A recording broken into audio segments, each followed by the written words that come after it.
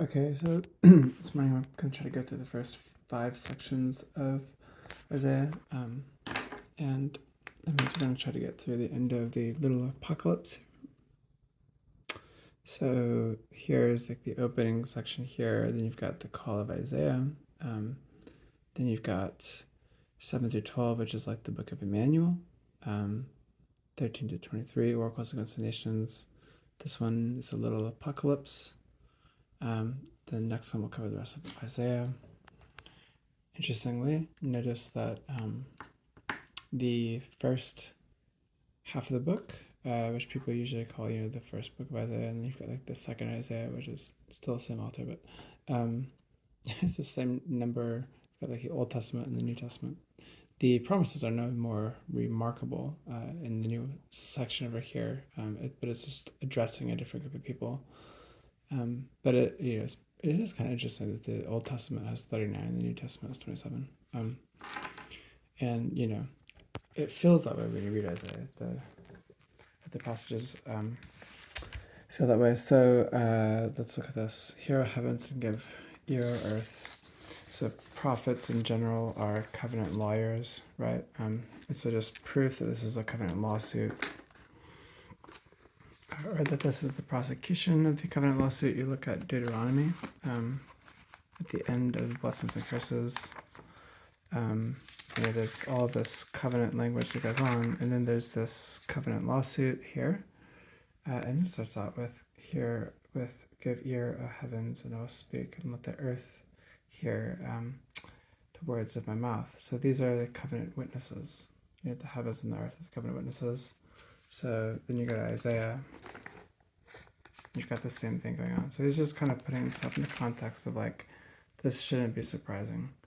There was already a covenant that was laid out with you guys. This is just the consequence. This whole section here is really good to just read out loud. It's a pretty convicting thing. I love this. I cannot endure iniquity and solemn assembly. When you've come to appear before me, who has required of you this trampling of my courts? Right. Okay. Obviously, lots of language here about social justice. He picks up that same concern here about talking about not doing justice to the fatherless. But right before he talks about the judgment, which he's going to get to here, is the very famous, come now, let us reason together, says the Lord, though your sins are like scarlet, they shall be white as snow, though they are red like crimson, they shall become like wool. Then down here you've got this description, I will get relief from my enemies, I will avenge myself on my foes. And parallelism within Hebrew poetry, he says, I will turn my hand against you, talking of Israel. So are these enemies the nation of Israel? The dross that he mentions in verse 25, I will smelt away your drosses with lie. So you've got this anger from the Lord expressing itself in judgment.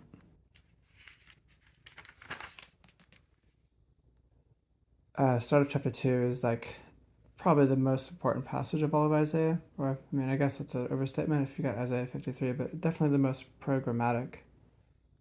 This Mount Zion imagery, all the nations shall flow to it, and many peoples shall come and say, come, let us go to the mountain of the Lord, to the house of the God of Jacob, that he may teach us his ways, that we may walk in his paths. For out from Zion shall go forth the Torah, the law, the teaching, the instruction, and the word of the Lord from Jerusalem. He shall judge between nations. Then you have this eschatological language of his judgment resulting in the destruction of the serpent. They shall beat their swords into plowshares and their spears into pruning hooks. Nation shall not lift up sword against nation, neither shall they learn war anymore. So this Temple Mount, with all of the nations streaming up to it, super important. I was like this, hide me in the rock of ages cleft for me.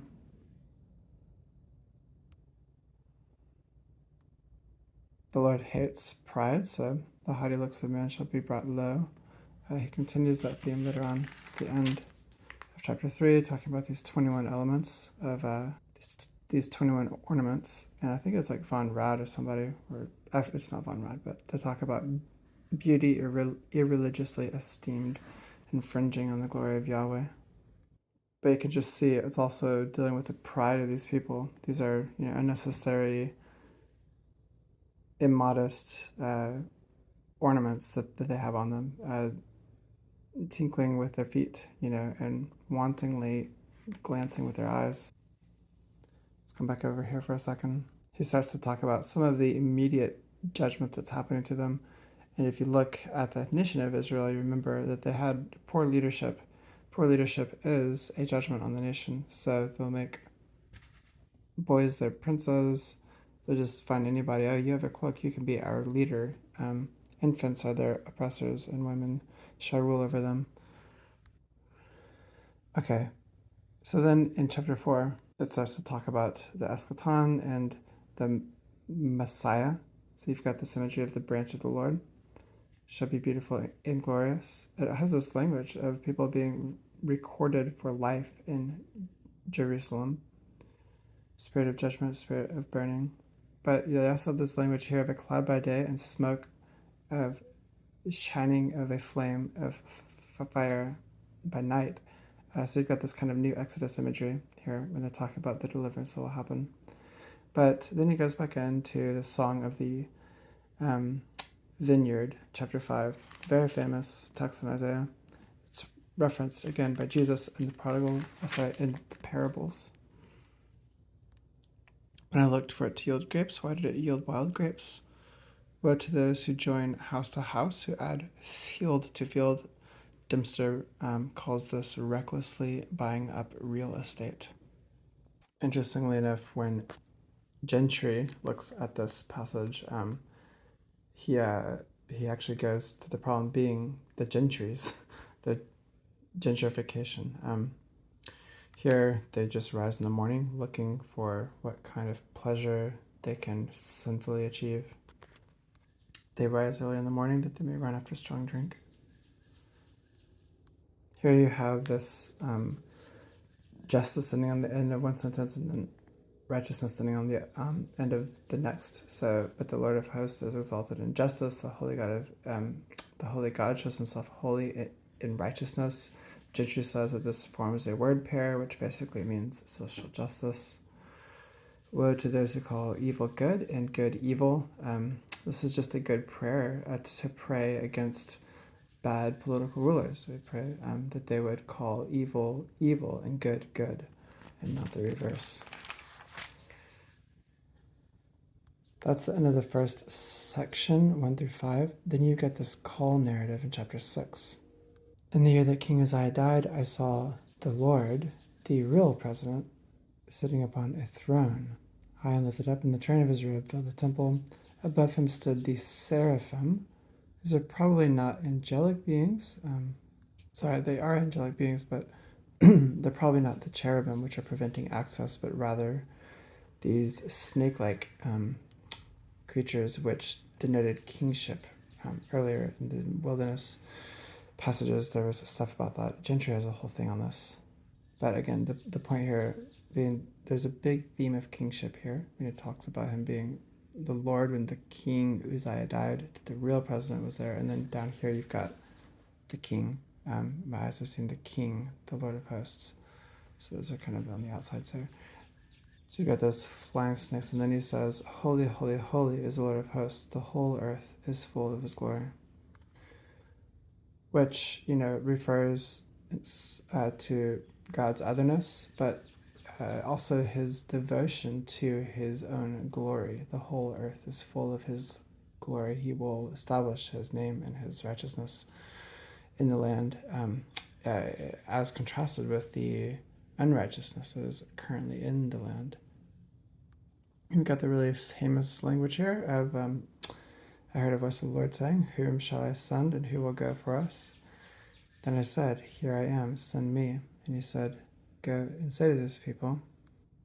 By the way, before I go there, obviously, who shall go for us? Some people want to say this is the Trinity. It is probably not. It's probably just talking about the divine courtroom. Okay, But then it says, keep on hearing, do not understand, keep on seeing, but do not perceive, make the heart of people dull and their ears heavy. Obviously, Jesus quotes this. I think Paul even quotes this. Pretty famous passage, and it's kind of common among the prophets, which is another reason Jonah appears to be an anti-prophet, because his audience really responded. But, Isaiah is called to spit in the wind, as it were. Then at the end of the call narrative, Hamilton makes a point about this stump and the holy seed being in the stump as language kind of anticipating what is to come later on when it talks about this inconspicuous plant growth. But after the call narrative, we enter into the book of Emmanuel. Some people call 1 through 39 like the book of the king, but 7 through 11 is pretty often referred to as the book of Emmanuel. And it's mostly talking about this Assyrian threat. So really in books 1 through 39, the immediate threat is Assyria, and that's what the main focus of the thought is. Then 40 through 55, you've got this perspective of the Israelites coming out of Babylon, or maybe it's to those, but I forget. Anyways, the main nation there is the nation of Babylon. Then 56 through 66, I think, is after the exile. Anyways, we'll get to that later on, but there's this interesting inclusio thing that happens here, and Oswald points this out, that this location here, at the end of the conduit of the upper pool on the highway to the washer's field, so this is talking about Ahaz, but you've got this other king at the end of, it's 36. It's the same thing. It's whenever the Rabshakeh comes. Yeah, there it is. So 36:2, it talks about the conduit of the upper pool on the highway to the washer's field. It's the same location. So there's an intentional contrast between Hezekiah, who trusted the Lord, and Ahaz, who did not. So 36 through 39 is this historical vignette.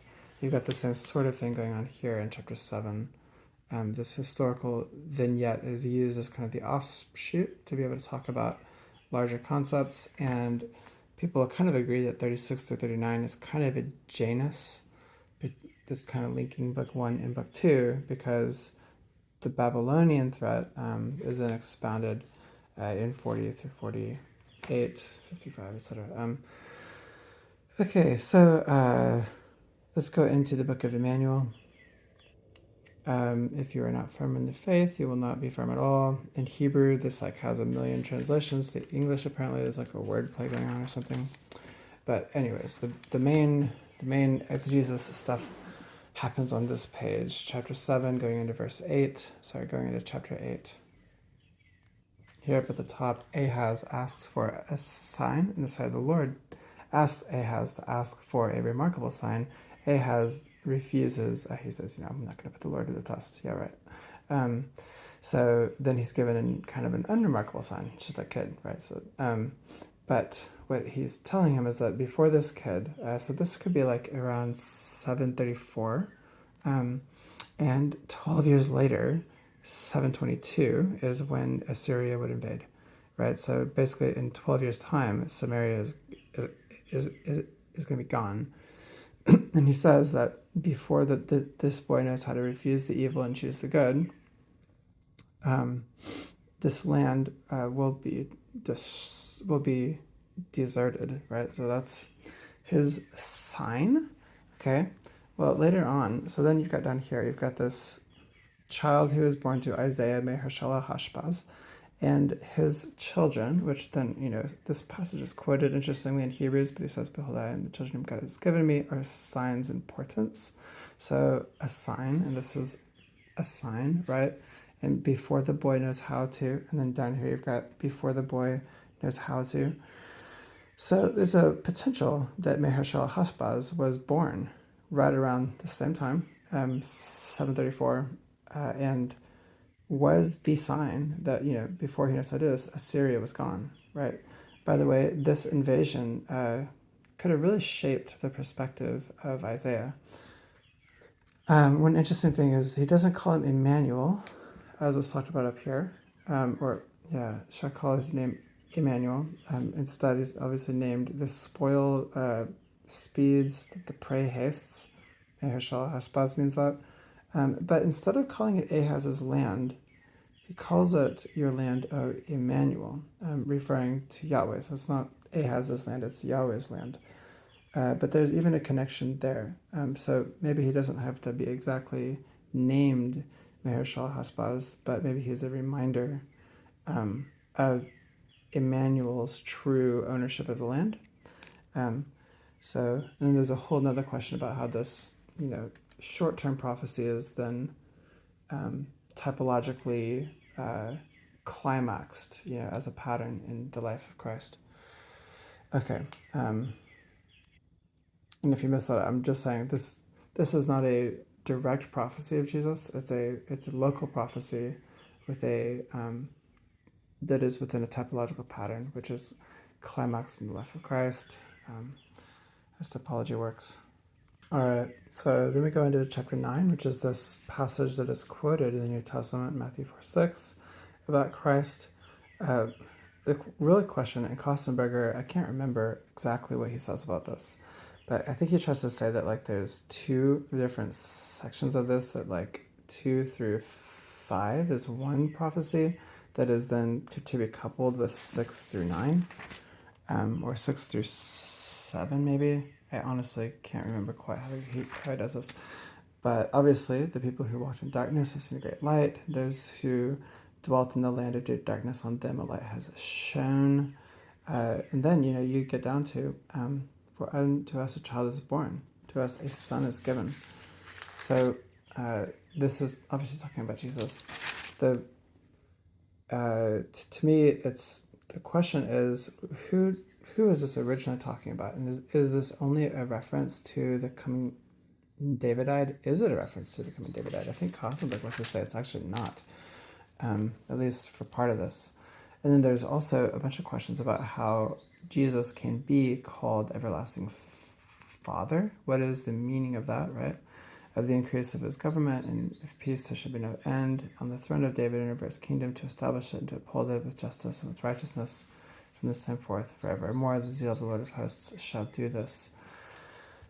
Lots to say there, but let's skip on down. So now you've got these 4 poems on the moral law. Kind of skip over those. Coming down here, then you sort of get this conclusion to the Assyria narrative, because you've got the judgment of Assyria, and then after that, that's when you get this promise of a remnant. Okay, and it's interesting because we're talking here about the Assyrian judgment, and then when you think about this remnant coming back, I think of the one after Babylon, right? So a remnant of Israel and the survivors of the house of Jacob will no more lean on him who struck them, but will lean on the Lord, the Holy One of Israel.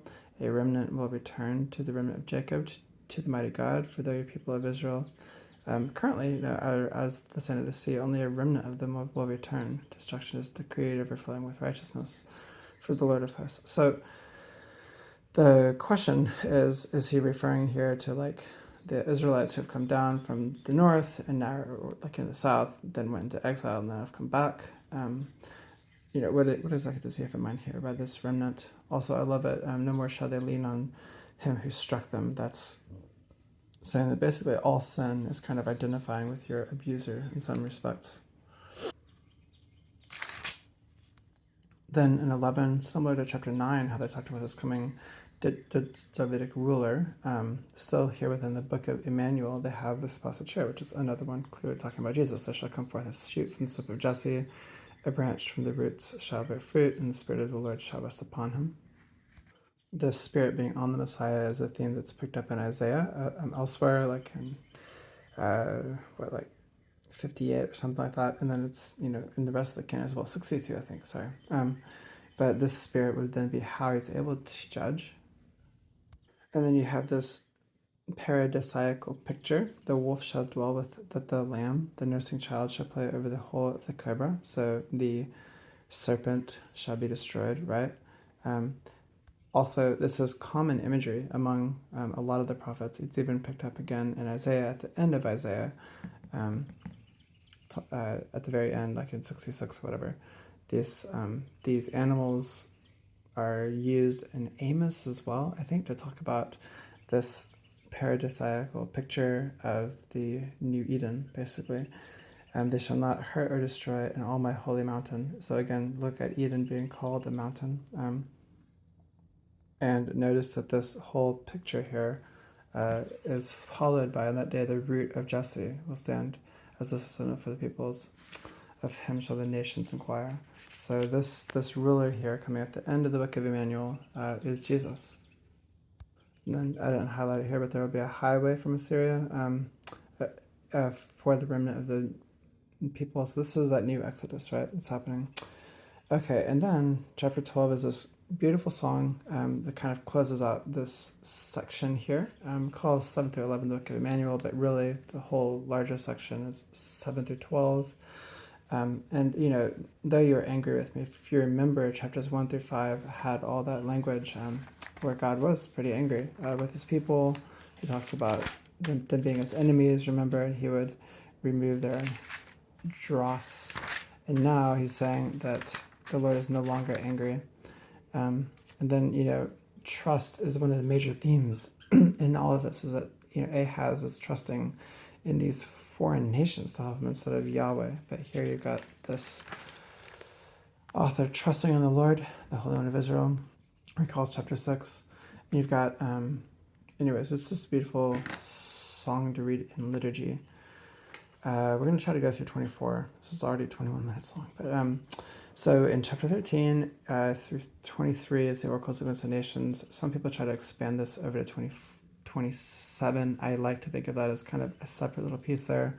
Instead of talking about the judgment on Assyria, which I guess we've kind of already done earlier, if you remember, now he kind of predictively talks about the nation of Babylon, who, remember, at this time, in like 722, is a nobody. Like, nobody's thinking about Babylon right now.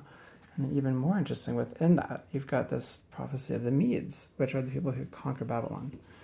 Okay, and this is in book 1, but, you know, it's kind of interesting. And then, interestingly enough, you know, chronologically, the Medes are the ones who are the catalyst for the return to Israel, and that's what we've got here. I will again choose Israel, set them in their own land. Chapter 14. But, you know, then he returns to the king of Babylon, and similar to how in Ezekiel, the language against Tyre as very satanic in some respects, or echoing those ideas. Now you've got the same thing here. How you are fallen from heaven, O day star, son of dawn, how you are cut down to the ground. He said in your heart, I will ascend to heaven, above the stars of God. I will set my throne on high. I will ascend above the heights of the clouds. I will make myself like the Most High. But you are brought down to Sheol, to the far reaches of the pit. So a lot of people want to see this as reflective of the fall of Satan. Whether or not it's true, I like being aware of popular interpretive strategies or traditions. So these are just more oracles against the nations. Kind of in the middle of all this, you have this call. This is at the end of chapter 17. Is this reflection on the nations in general raging against the Lord, which kind of recalls Psalm 2. The Lord just laughs at it, right? Land of whirring wings of Cush. Then you've got Egypt.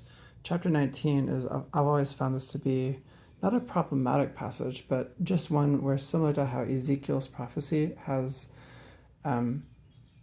sacrifices and offerings, this one for the land of Egypt has sacrifices and offerings. And since they were never really reconciled before the coming of Christ, you have to see these as either being a dispensational fulfillment or a typological fulfillment, meaning that there won't ever really be actual real sacrifices and offerings, but rather these were fulfilled in Christ. And the same way that Ezekiel is seeing the atonement of sin as you know, a crucial part of the worship of the nations. This is as best as they could get, you know. And so this is not exactly apocalyptic, but in the same genre of using symbols of one thing to refer to something else, to a larger thing, right? So the language is, there will be an altar to the Lord in the midst of Israel, in the midst of the land of Egypt. When they cry to the Lord because of their oppressors, I will send to them a Savior and defender and deliver them. The Lord will make himself known to the Egyptians, and the Egyptians will know the Lord in that day and worship. With sacrifice and offering, they will make vows to the Lord and perform them, right? So they're making sacrifice and offerings. The Lord will strike Egypt, striking and healing, and they will return to the Lord, and he will listen to their pleas and heal them. The Egyptians will worship with the Assyrians. So always an interesting passage to me. There's a lot of debate over what these passages mean. So who is the wilderness of the sea? Oswald wants to think of it as a reference to Babylon. Then you've got this prophecy concerning the valley of vision. Okay. Interestingly enough, here's some of the earlier language: "Let us eat and drink, for tomorrow we die." Kind of calling Ecclesiastes language, but then picked up by Paul later on. And here we come to the end of the oracles against the nations, and it starts up on this little apocalypse of 24 through 28.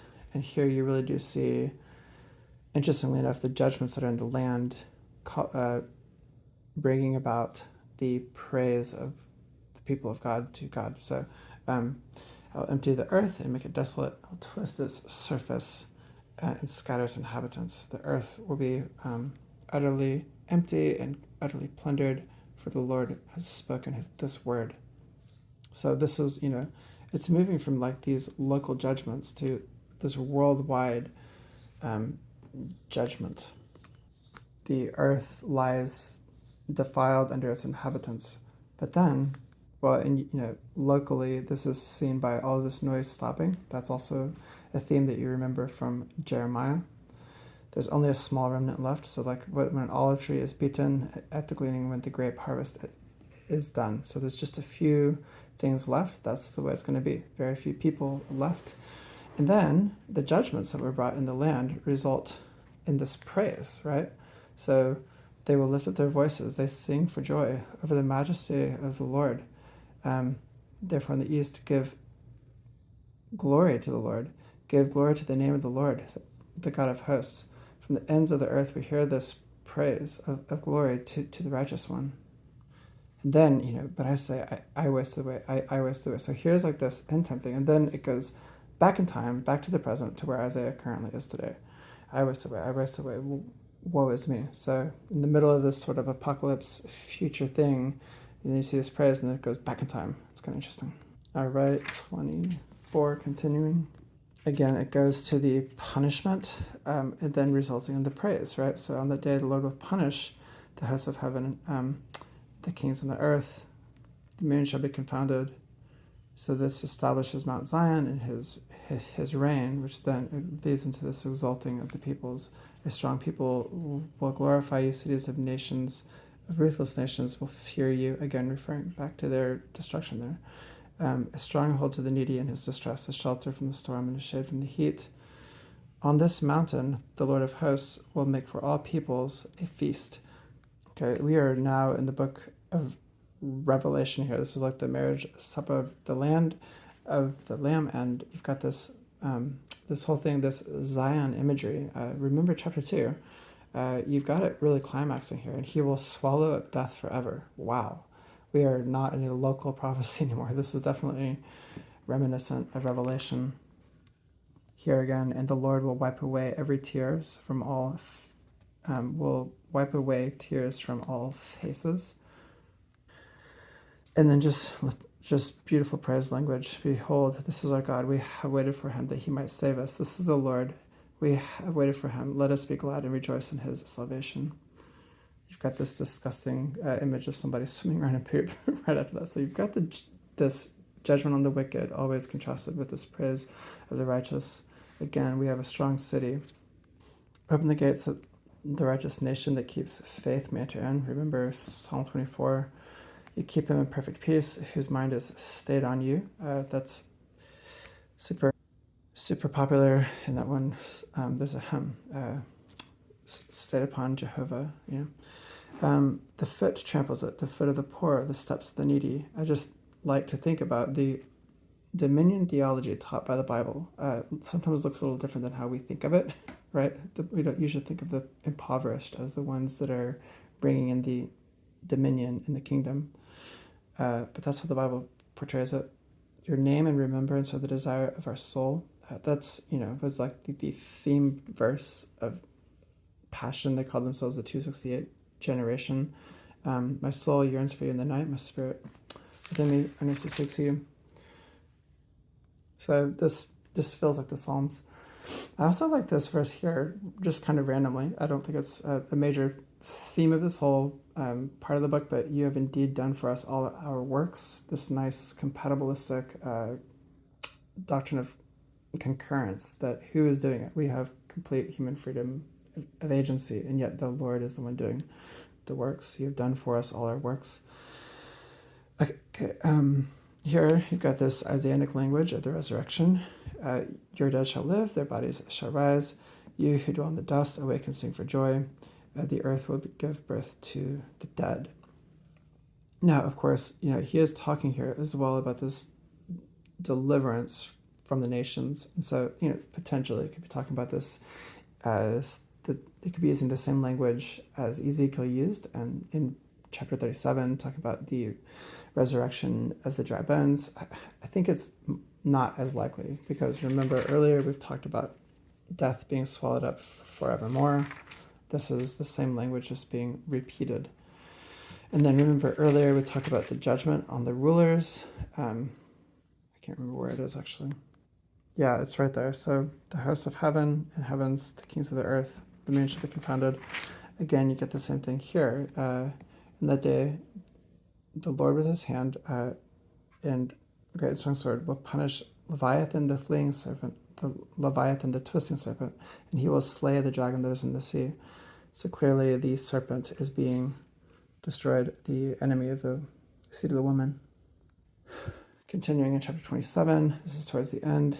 A pleasant vineyard, sing of it. I have no wrath. Would that I had thorns and briars to battle. So this is like the conclusion or the answer to the impotent vineyard of chapter 5, the one that yielded nasty grapes. Well, here you've got a pleasant vineyard that is happy in. And so just a really great conclusion to this first part of the book.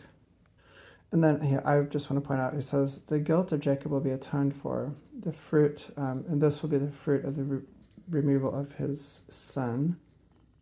And he says, measure, by exile you contended with them, for he removed them with his fierce anger in the day of the east wind. So this is probably referring to a local exile, and then sin being atoned for by means of the exile. And Ezekiel has a similar passage, the sin-bearing son of man, in chapter 4. And this just brings into question to me somehow of what kind of atonement, is this a true atonement? Since true atonement of sin can really only happen by the blood of Christ. Sin is an infinite offense. Okay, let's quickly go through 20. Well, I said I was going to stop there. I forgot. So remember, we're going through to chapter 27 today. So next time we'll do 28 through 66. That was fun.